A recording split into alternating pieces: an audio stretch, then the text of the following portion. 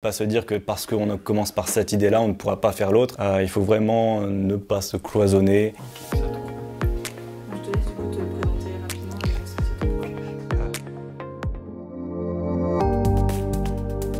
ton projet. À la base, c'était un stage que j'ai réalisé, un stage de fin de cursus au LMGC, donc laboratoire de mécanique de Montpellier. Il s'agissait d'aider une chirurgienne cardiothoracique au CHU de Montpellier. Elle avait besoin notamment d'un appareil pour l'aider à visualiser ses patients qui sont atteints de déformation thoracique, étudier notamment les mouvements de la respiration de la paroi thoracique. Mon rôle a été de commencer la préétude lors de ce stage et s'en est suivi du coup tout un tas de CDD et de formations qui ont permis de développer le projet.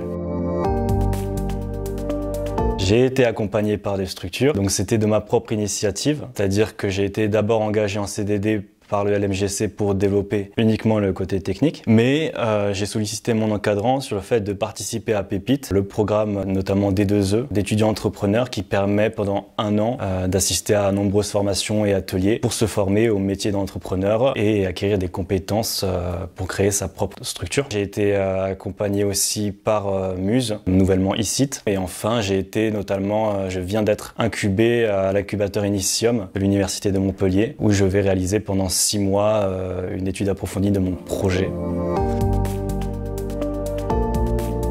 Tenter de ne pas se focaliser sur 1000 idées, justement de se focaliser sur une idée, de partir de là et pas se dire que parce qu'on commence par cette idée-là, on ne pourra pas faire l'autre. Il faut vraiment ne pas se cloisonner, effectuer les tâches les unes après les autres. Voilà, garder le rythme, la persistance. Et enfin, dernier conseil, c'est que ça peut être une passion, l'entrepreneuriat. On commence ça parce que ça paraît attrayant. Mais il ne faut pas que suivre ses passions, il faut aussi vraiment s'engager dans le projet.